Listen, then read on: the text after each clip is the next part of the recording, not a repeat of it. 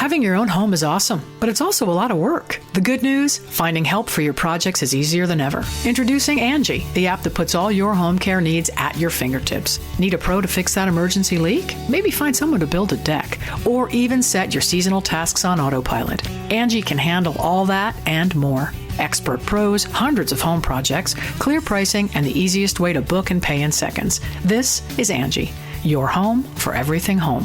Download the app today.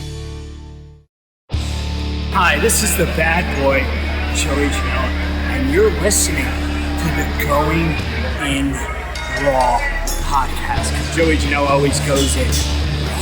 This is the American Nightmare, Cody Rhodes, and you are listening to Going in Raw. Hey everyone, Kenny Omega here. In case you didn't know, we have an awesome kick butt show called Steven Larson's Going in Raw, and they're going to be supporting AEW every week amongst many other things. Goodbye and smooch. Good night. Bye-bye. Hey, friendo, Steve here. And Larson. Yeah, welcome back to Going in Raw, the only pro wrestling podcast you need to be listening to right here, youtube.com/Steve and Larson. Available wherever podcasts can be found, and of course, taped live at the Twitch at twitch.tv/Steve and Larson. Before we get into the show today, before we talk about stuff, today's the 31st, so you have moments left in the month to order your Friendo care package. Well, actually, it depends where you are in the world. Might be too late. It's probably too late. For Might most of be the world, too late. It's too late. For the East Coast and the West, for the United States, depending on when you're watching this. Oh, man, I don't. Oh, yeah, no, this isn't going to, even for these. If you're on the West, it's too late. I mean, you can still try to do it. Friendo Club, what is it? Patreon.com/Stephen Larson. Yeah. Friendo Care Pack, all these great stickers right here. The West Coast. The West Coast, they have Get have a comic like book. an hour or two. If you're on the West Coast, you get it 8x10, $20. But pretty much the rest of the world, you got to wait till next month. Pretty much, yeah.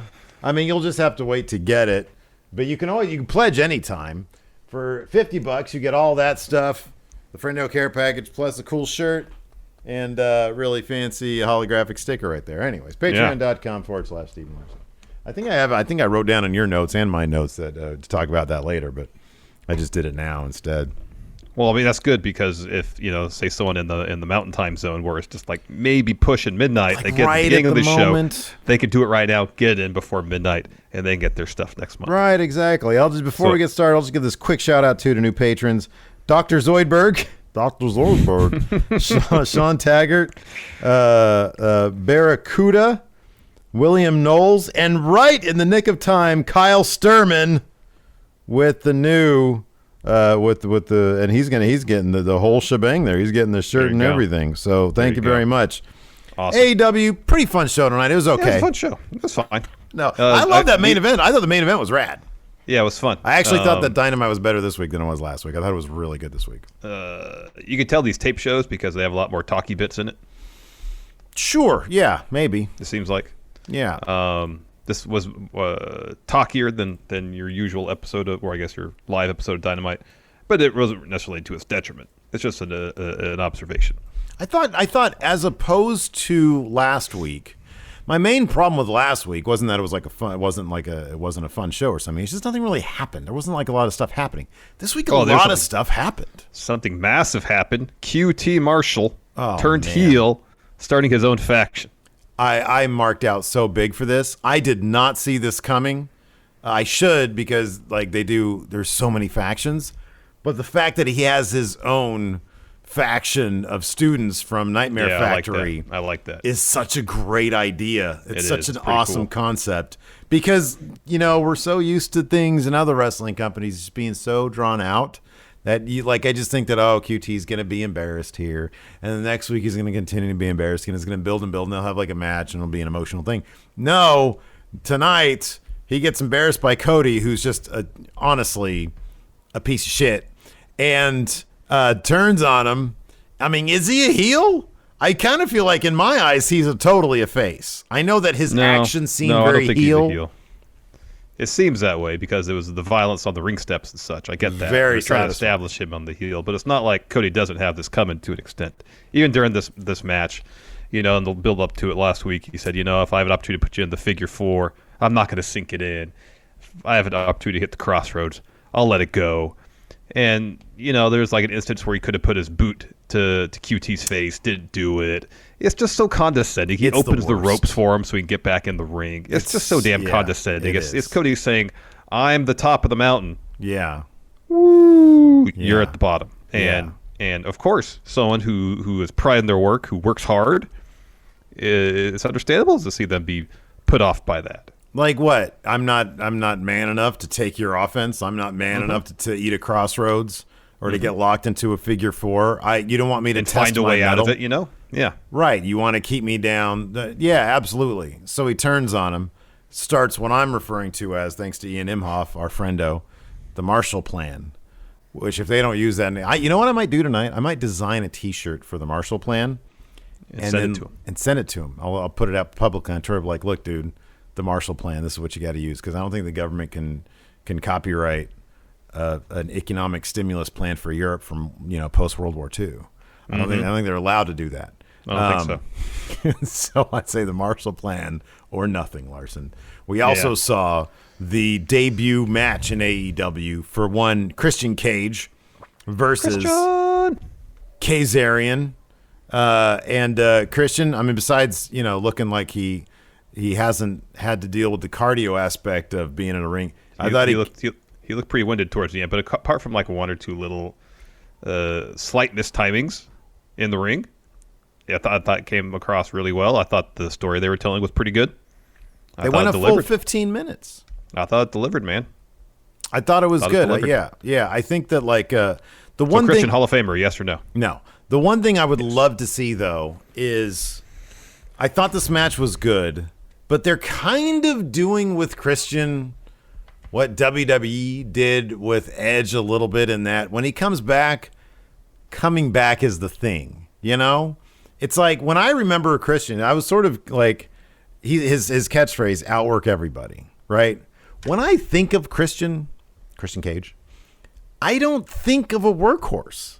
I think of how amazing of a personality he was. He was like a hilarious dude. He was awesome. He was good in the ring, but he also could bring a lot of the personal stuff, the personality character stuff.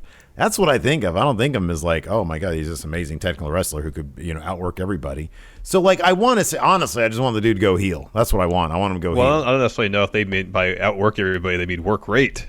Well, he talked about being a workhorse before. That's why I'm bringing that up. I think that means putting in the work to be good. That's part of being a workhorse too. That's how I but when I think of it, I think guys like Bret Hart who prove it in the ring. It's like, oh, these guys are the guys who you go to for the best matches.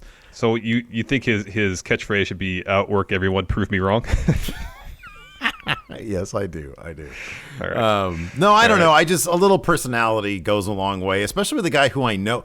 Like, dude, even look at the Edge and Christian show. It was hilarious. It was amazing. I want some of that. I just want some personality, not just, oh, I'm back, I'm going to outwork everybody. Well, that sounds boring. I don't want that. I want the guy who makes me laugh and stuff. We'll give it time. This is what his only first match, literally his first match. Yeah, first match, his fourth appearance. Mm-hmm, yeah.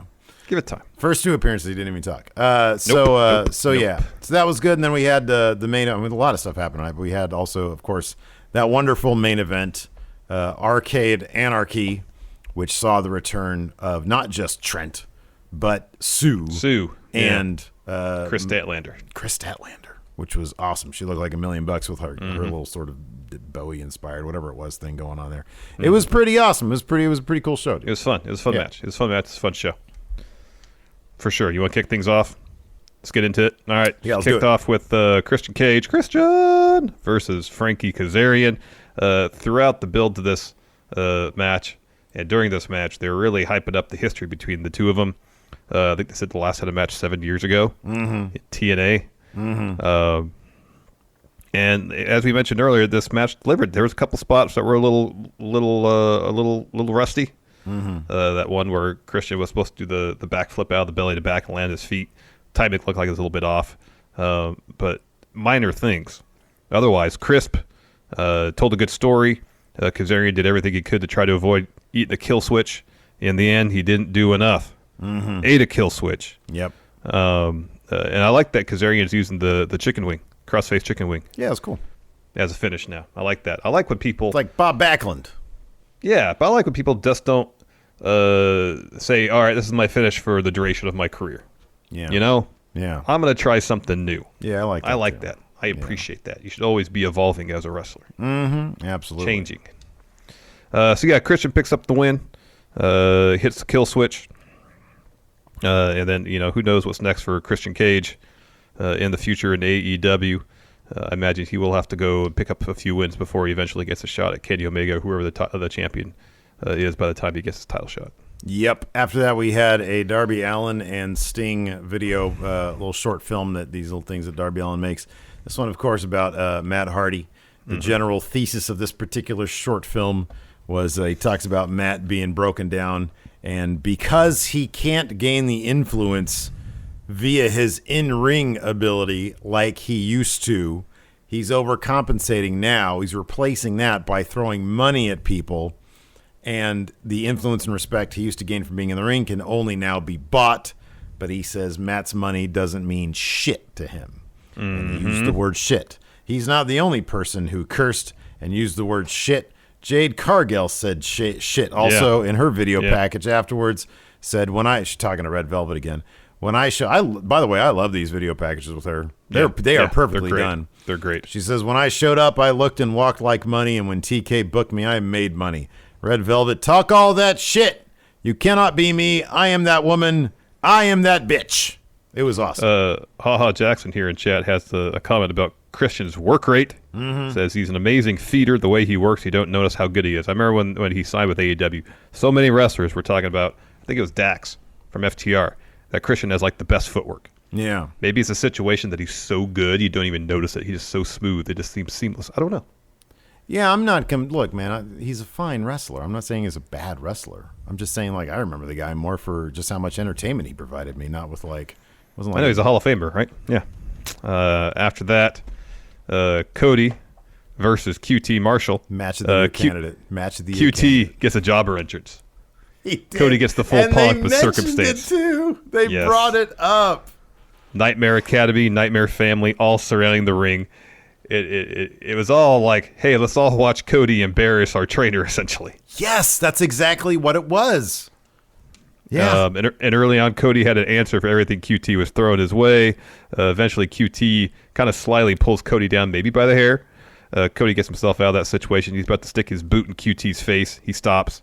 Things start getting a bit chippy. QT starts going after Cody's bad arm. You come back from commercial. Cody hits a power slam. He's about to put QT in the figure four. Doesn't. Has QT in position for crossroad. Doesn't hit it. QT then slaps Cody. Goes for a fun splash. Misses and tumbles to the floor. And this is when QT stands up. Dustin comes up and pats him on the back. And he pushes Dustin's hand away. Cody sits on the second rope and lifts the top rope up to invite him back in. Yeah, he gets back in all right and just clocks Arn Anderson. Just clocks him. And he sort of looks remorseful about it. He's like, oh, God, what have I done? He sort of leaves, and he's up the ramp. He's like, oh, God, what have I done, basically? And then he sort of turns around, and you see it was Aaron Solo, Nick Camarado, and Anthony Agogo all attack the Nightmare Family. It's like, whoa, they're being ripped apart from inside. Oh, it was great. And then they got the great shot of QT turning around and seeing it all go down. And he's like, the Marshall Plan is in effect. Yep. Oh, this was good. This was really good. It was good. Camarado ends up powerbombing Lee Johnson from the ring into the stage. That looked like that sucked. Looked like it sucked. So then that's a good idea for a shirt. That looked like it sucked. Yeah, we say that a lot. Camarado then lifts the ring steps up from the floor and puts them on the stage. Picks up Dustin, who at this point had been busted open. Yeah. QT pile drives his former tag team partner, Dustin Rhodes, onto the ring steps. And then Solo and Camarado hold up Cody. Agogo hits him with a body shot. And then QT is set up he has his foot on top of Cody's head. Underneath Cody's head is the ring step. He's got a chair. He's about to hit Cody in the head with a chair. He would do it. I wanted him to do it. I know. Red Velvet runs out, says, don't do it. He's your friend. Don't do it. QT, he leaves. Yeah. I was hoping he would do it to Velvet and then to Cody. Yeah. Wow. Do it to everybody. Just line them all up, bring them all up. Get some of this. Long time coming. After that, Ethan Page is in a dark room. He's with Scorpio Sky. They're both in a dark room. And they have kind of like this dual promo where they talk about how AEW, they're finishing each other's sentences, where they're talking about AEW not giving their propers. And they say, starting Monday, they're going to take what they want. So Ethan Page comes in and he's immediately in a tag team with Scorpio Sky. And I'm like, Ethan Page, you just got here. You just got here. What do you have to crow about? He should have. He's like, oh, they got this terrible editor. You know, he keeps on editing my stuff bad. There you go. And it's so like Ethan, this isn't Impact anymore. Yeah, what the heck? He's like, oh, they're working with him. So they have a match on Elevation coming up on Monday against the brothers Seidel. Against the Seidelses. Yeah. After that, we have a Red Velvet interview. She's asked, why'd you go help Cody? She said, he's my partner. I had to help him. And then Jade Cargill attacks, throws her to the road case. That looks like that sucked. That was awesome. The Velvet took that hard. Yeah, she took that shot the road case. Man, that looked like it sucked, man. This is like, dude, honestly, it's like I don't even know a good like analogy for this. But Jade just comes off like a superstar. She's legit immediately. And Red Velvet just looks like a chump at this point.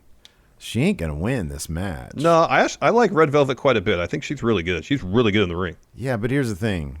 Stack her up against Jade Cargill, you can't say that anymore, really. Like, then what do you say about Jade Cargill?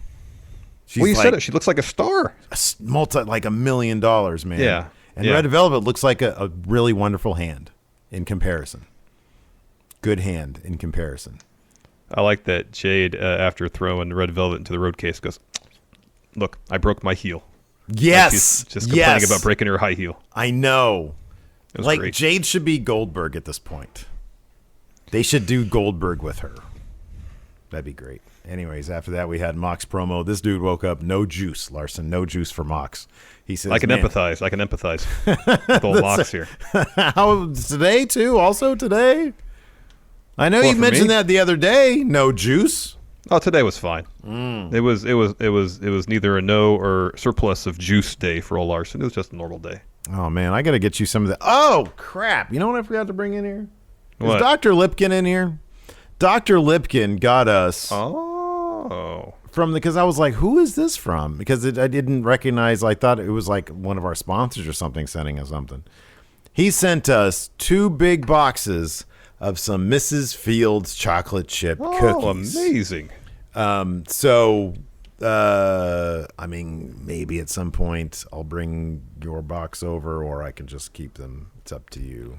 Don't you already owe me some Mrs. Fields? I think I ate those. You didn't really seem interested in them, so I was like, I can bring these over. I'll just eat them all in one sitting. And I did that instead. Is that okay? We'll talk about it later. Look, dude, I'm about to have to fork over $100 for this stupid blood and guts thing. All right? Yeah. So don't be nitpicking over chocolate chip cookies. I'm just, you said the cookies were on the line. I'm just pointing it out. Well, we'll see about that. Anyways, if you want your what cookies, did Mox talk about? If you want your cookies, they're here. The sound of Eddie's ankle snapping haunts him, pisses him off. Owing the Young Bucks pisses him off. He has a headache. He's got scratches everywhere. Everything, basically, the thesis of this was everything pisses him off. Mm-hmm. He woke up with no juice. He says that this Cesar Bononi guy looks great. He says AEW can make a lot of money with him, but that would, he might actually kill him on Dynamite tonight, so that's probably not going to happen. Did he say he looked like a Baywatch lifeguard? Yeah, which totally does. He looks great. He does. Yeah. He does. That match was next. Mox versus Cesar Bononi. I kind of like this little faction they got with Bononi and Ryan Nemeth and JD Drake. Is Peter Avalon part of this whole thing too? I thought he was, but I haven't seen him. I thought he was too. I don't watch Dark, so I don't know why he wouldn't have been. I thought that he was like the leader of this group. Yeah, I thought so too. Anyways, early on, Bononi gets some offense in until Mox starts working his leg. And then Nemeth and JD Drake keep distracted Mox, allows Bononi to get an upper hand. There's a picture-in-picture commercial break, and those new McDonald's sandwiches actually look pretty good. Yes, they do. Yeah, I know. Especially when they're being pitched to you by Logan. What's his name? Roy? Oh, Brian Cox. Yeah, Brian I know. Cox. Yeah, Logan Roy. Logan Roy in Success. Logan Roy. My God, don't these chicken sandwiches look delicious? Yeah, they did. They do look good. They really do. Anyways, after that, Mox starts to come back. He hits a bunch of shots on Bononi. Can't knock him off his feet. Slaps him and then suckers him into a German suplex. Hits a superplex. That gets him a 2 count. Right after that, into a cross arm breaker. JD Drake's distracting the ref. Nemeth is in the ring. He tries to take it to Mox. Instead, he eats Paradigm Shift. That allows Bononi to hit an axe handle. He's looking for a pump handle slam. Instead, Mox counters that into a sleeper. Bononi passes out. Mox gets the W. After that, we got Team Taz in a lounge. None of them look particularly happy. Taz, Brian Cage. Brian Cage actually does enjoy it pretty well. He really does, yeah. Taz starts talking about, all these conspiracy theories you're thinking about or talking about.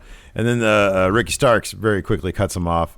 Sort of calls out Cage. So I guess they had a tag match on Dark where they won.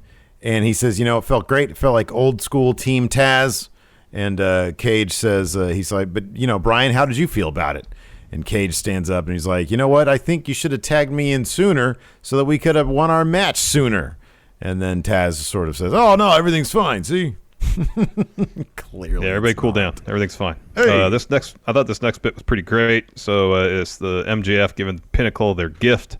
Having your own home is awesome, but it's also a lot of work. The good news, finding help for your projects is easier than ever. Introducing Angie, the app that puts all your home care needs at your fingertips. Need a pro to fix that emergency leak? Maybe find someone to build a deck, or even set your seasonal tasks on autopilot. Angie can handle all that and more. Expert pros, hundreds of home projects, clear pricing, and the easiest way to book and pay in seconds. This is Angie, your home for everything home.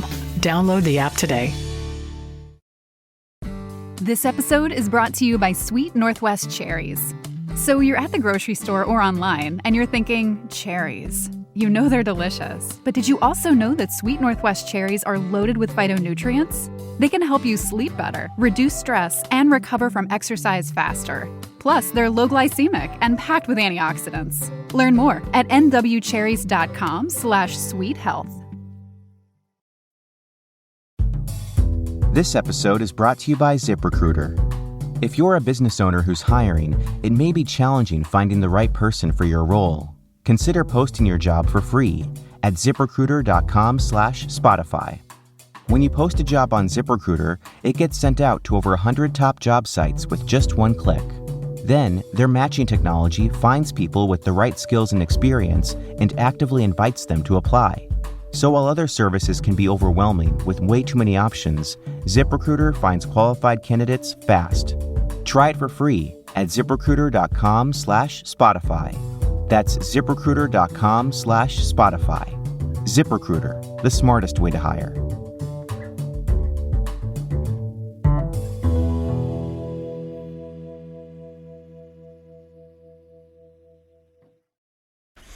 He introduces them to their personal stylist. He also said their locker room is a dump. He hired an interior decorator to redo the whole thing. Moreover, they could finally get rid of the disgusting stench of the bathroom. He opens the door, and the inner circle's just standing inside. And he closes it and says, all right, we got to go. That was great. All right, we got to go. And he walks to the locker room door, opens that. There's Hager. He decks MJF. The rest of the inner circle come out of the bathroom. Huge brawl breaks out, spills out into the hallway. Sammy hits his finish on Spears in the hallway and then slams his head in the door. Yeah. Wardlow and Hager are brawling in the trainer's room. Hager puts Wardlow through a massage table. This next bit was pretty violent. XLAX and FTR are brawling. Tully's laid out. Dash gets put into the ice bath. And then Santana tries to break a director's chair over Dax, who's already busted open. Misses, and so instead he's holding like a hunk of wood from the director's chair and is going after Dax with it. And then we cut to Jericho and MJF in the bathroom. Jericho sticks MJF's head in the toilet, tells him the worst is yet to come, and then throws him through the glass door of the Pepsi mini fridge, dumps some champagne on him, tells MJF this is the Inner Circle's locker room. They toss him out. Santana rips off the Pinnacle sign outside. Jericho replaces it with an Inner Circle sign. It was wonderfully violent. It was fantastic. Like, yeah, the Santana Dax stuff was, oh my gosh. I kind of like, I don't know if this was intentional, with the jagged piece of wood. What if that was a reference to Tully Magnum TA in that cage match, the I Quit match? Oh, yeah. Well, that's what Magnum TA used to win. It was like a jagged piece of wood sticking into Tully's head. Could be. Wouldn't surprise me if Tully was like, hey, back in 1982, whatever it was. I think. 85. When did, I thought it wasn't his accident, like 86? Something like that. I don't know. Anyways, after that, yeah, that was really, really cool. After that, we had a Young Bucks interview, which was very quickly interrupted by Don Callis. He sort of shoos away Nick and Marvez, and he tells Matt, he sort of takes a scenic route here. He's like, Matt, you chose not to help Kenny. He's your best friend. He loves you. You broke Kenny's heart, Matt. What is wrong with you? It was 85. It was 85. Are you dead on the inside? And Matt just says nothing. And Callis is like, I don't know what I got to do around here. You must be dead on the inside. And he slaps Matt. Matt just grabs him, and he doesn't do anything. And then he just sort of lets him go, and he fumes. And he's like, man, you really are pathetic, Matt. What do you think that's all about? Where do you think they're going with this? Because we saw them later. They backed up Mox against Kenny and the Good Brothers. What's gonna happen here? Well, I think Callis is just really trying to drive a wedge between. Why wouldn't Matt deck Callis? That's the big question here. That's the thing. That's the story beat. Why? Yeah, because he's not that Matt Jackson anymore. He's not the Matt Jackson. Also, he's an executive vice president. If he hits Don Callis, the other executive vice president, that could be issues. Because Don Callis isn't a wrestler. Solid. That's solid. He's an executive. He just can't be going around hitting executives from other companies. Can't do that. I wonder if there's any like weird story beat there. Well, number one, I wonder if, like, I don't know if there's like an informal termination date on whatever this Impact AEW thing is. I don't know if the Good Brothers are probably going to get those titles back from Finn Juice at some point, but they might go to Japan also at some point as part of a trade. And I wonder if this is going to get the Bucks as heels back with Kenny as sort of a we have all the gold type. Well, I would situation. think I know. And that's Don what's going through Matt's head. Don keeps on going after the Young Bucks, trying. Why have you broke Kenny's heart? He chose you. Why don't you choose him? I think really what he's trying to do is drive a wedge between Kenny and the Young Bucks, so that Kenny there's nothing keeping Kenny from him. Yeah. Just don't know why Matt wouldn't just clock the guy. I mean, yeah, what you're talking about is a very practical thing. He's an EVP. I mean, even in storyline, he's an EVP. But I just wonder if it runs deeper than that. Could be.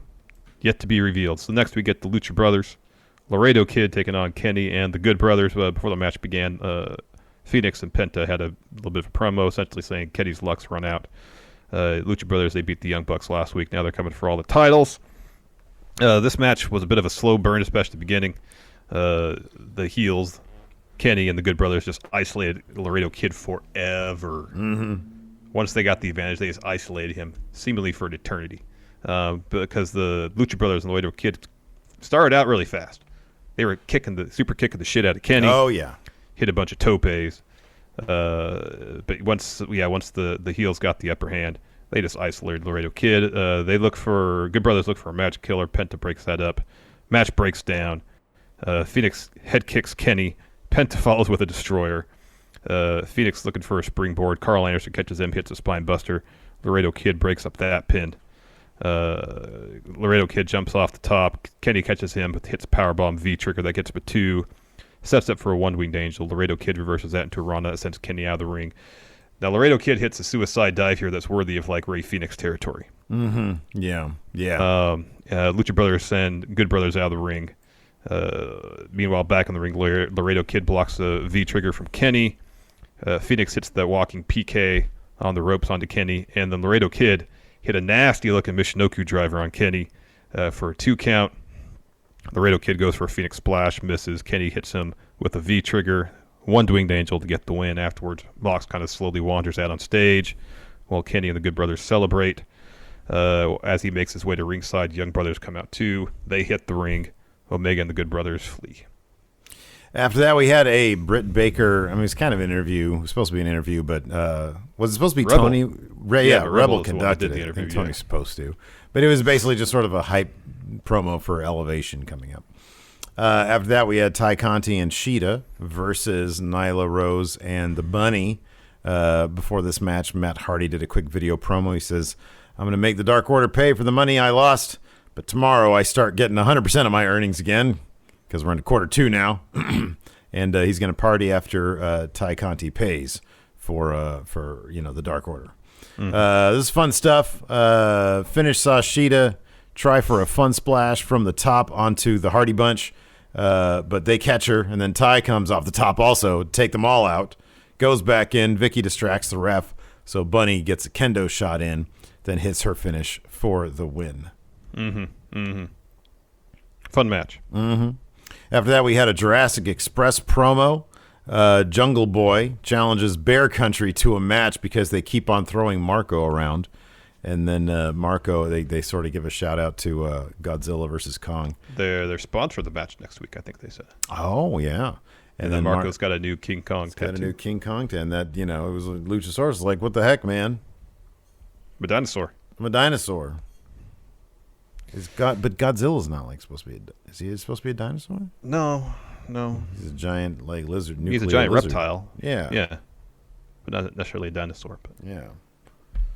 After that main event, Arcade Anarchy, Miro, Kip Sabian versus Chuck Taylor, Orange Cassidy. Man, I love Miro. Miro's so much damn fun. Yeah, he's good. I like him. This was cool. They had a lot of arcade stuff strewn about. They had some cabinets. They had whack-a-mole. They had air hockey. They had the prize rack. They had the wall of prizes and the table. Air hockey table, which came into play in a pretty big way. So, yeah, this was cool. This was actually a lot of fun. They do a bit where towards middle of the match or so, Orange Cassidy and Chuck bury Miro and just a ton of stuff because his falls count anywhere. So they try to get a fall there. But it's broken up by Kip. When they get 2, he takes out Chuck Taylor and Orange Cassidy. Chuck brings a teddy bear. He sort of gets the upper hand again, puts Kip in the ring, brings a teddy bear out. It's very conspicuously has a thing of tape on the back of it. He takes tape off, and the bear is actually stuffed with a ton of Legos. And it was so much fun to hear Tony and JR react to the Legos because this is something that we've seen in independent shows, I think. I don't think they've wheeled it out in AEW yet. Not that I recall. I think this is the first time that we've seen this in AEW. I could be wrong about that. Have we seen Legos before on TV? I don't recall. I don't know. I don't recall. So yeah, that was fun. So he pours out Legos from the back of the bear, but Kip ends up countering his attack with a sit-down power bomb on Chuck on the Legos. Orange Cassidy comes in, hits a DDT and a beach break for 2. Orange Punch gets a 2, but then Penelope Ford, but only because Penelope Ford pulls the ref off. Orange Cassidy comes over. Ford kicks him in the nuts, grabs her belt before she can do anything. They're right in front of the alien claw machine, and Statlander sort of pokes her head up. She shoves the window of the machine at Penelope Ford. Comes back in, brings her to the apron, and does a driver through the table great. hockey table. That was rad. That was great. Meanwhile, Miro is back. He chucks Orange Cassidy pretty far. Orange Cassidy and Chuck start crawling up the car ramp, and he sees Sue in her van, and she brings Trent back to the arena. He sort of picks them up. They gather themselves. They attack Miro. Miro kind of no-sells it all, though. Goes up to the ramp to Sue's van, gets on her hood, starts trying to take off her windshield wipers. Yeah. Trent makes the save. Trent spears Miro through the table that Miro had just set up. Chuck hits a running power slam onto Kip. Threw a table off the stage for 3, and that does it. Statlander joins the group for a hug afterwards, and they all give Sue the thumbs up as the Pixies play them out. Fun match. Really fun match. Glad this thing is over with. I can't wait for Miro to destroy Kip Sabian next Wednesday. Exactly, because Kip took the pin here. So yeah, I like that bit. They had a shot at Kip on the top of the stage after Miro got put through that table, of him crap, I'm kind of it's 4-on-1 now basically, yeah. And then Chuck comes from behind and does that power slam off the stage. That was great. I'm kind of hoping for an awful waffle off the stage, but hey. Yeah, that sounds That's probably too dangerous. Yeah, probably. Probably too dangerous. Yeah, but then we could wear a shirt and says, "Oh, that looked like it sucked." That looked like it sucked. All right, let's go ahead and answer some questions here. Let's do that. Zoe Conrana, Jade Cargill needs to take the belt off Shida. Yeah, dude, and then have a Bruno run at this point. She's so legit. I don't know who even Thunder Rosa, maybe. I'm just thinking of other faces, but my goodness. Yeah, that's good. That's good. Hip Hop Hippo says, dusted and blading on a regular TV match. Name a better duo. That is his favorite thing to do. Let's see here. JTV08 says, today there was a video on Reddit comparing camera cuts on Raw and AEW's main event in the first minute. Raw had 50 in the first minute. 50 plus cuts. That's almost one a second. Yeah, I know. And AEW only had 11. What other production aspects do you think AEW does better than WWE? There's none of those obnoxious zooms. The crash zooms and the wiggly camera, Boy, you know? Boy. I actively thought about that tonight when I was watching, I don't know, I think it was the Sheeta tag match. I was like, God, it is really nice just to see action happen, you know? Just follow the action, and you can't go wrong with that. What other production things do they do better? Yeah, the Zoom stuff. You're dead on with that. I think AEW handles video packages better than main roster WWE. Maybe not NXT, but I think when they do, like for example, the Jade Cargill promo bit in WWE, that would have been like a backstage interview or something, you know? Hype packages in AEW add to matches, and often, I'm not saying always, but often, like there's new content in their hype packages for AEW. WWE's, generally speaking, their hype packages are recap packages, basically. Yep. Hellbringer Johnny, put yourself in Moxley's shoes. Bloodsport kind of scratched an itch. The exploding barbed wire match went kaput. What would you guys do? What would you guys do to get that final huzzah? For like Mox to get that, I don't know, the legit fight, hardcore match type itch scratched. AEW Tournament of Death. AEW Backyard Wrestling. Yeah. Yeah, I don't know. I mean, I know that the end of the match fizzled, but like you can't disagree that death match they did was actually it was fun. It was a pretty solid death match. It was good. Let's see here. Nicholas Price. I know that Steve is in the camp of it's not happening, so he may not read this question. But do you think we can get Inner Circle versus Pinnacle blood and guts match? I'll believe it when I see it. Every time two factions start going at it, are they going to do blood and guts? Are they going to do blood and guts? Hasn't happened yet. It's possible. We'll see. Because Double or Nothing, that'll be 1 year since they did the Stadium Stampede match. So they'll give us something huge at Double or Nothing. Mark my words. Organ Grinder, you think we'll eventually get Young Bucks versus Kenny Omega and Don Callis? No, I don't think Don Callis is going to wrestle. No, I don't think so either. Dang MQ, JD Drake is a former Evolve champ. His matches there against Riddle, Keith Lee, and Eddie Kingston were really good. He also is in a tag team with Anthony Henry in the Indies. Okay. I knew he looked familiar, or the name sounded familiar anyways. Let's see here. Joe Horace says, at this point, rather than Trios Championship, should we get a Faction Championship? That'd be interesting. I think it should be Trios. And I think they should do that. Yeah. Moses opposes. Does teaming up Sky and Paige this early undercut Sky's heel turn? I think it undercuts Paige's debut more than it undercuts Sky's heel turn. I'm kind of surprised they did that because it's just sort of like, okay, well, you're here. What else we could do? Really have anything for you, so we'll put you in a tag team with Sky. And I feel like, I think you had made this point, but I agreed with it, that when you have Sky win that Face of the Revolution match, you don't do the match right away. Yeah, I said that match, yeah. You don't do that right away. Build a story about it. Jorge D with some bits says Tony Khan calls Going in Raw for ideas to counter program Takeover Stand Deliver. Larson sarcastically suggests, how about Cody Appreciation Night? TK says, great idea, Larson. Now book it. Book Cody Appreciation Night. If not the whole show, then at least book the Cody Appreciation segment. That's actually a brilliant idea. We should get Cody Appreciation Night 100%. So he's brought down to the ring on the shoulders of the Nightmare family and Nightmare Academy students. They get one of those, what do they call them, the sedans? Yeah, right. Yeah, sedan. He's brought down, sits on the throne on top of the stage. Yeah. Similar to the one that he destroyed at the first Double or Nothing, the Triple H one. Like an ungodly number of like cameos up on the Tron from various, personalities, celebrities, maybe some sort of live band performance. Super obnoxious. Just super obnoxious. I go back to Cody has to realize, right? Cody's in on it, right? When he does this, when he lifts or opens the ropes, he's got to know. Yeah. I'm going to lay it on thick on this guy.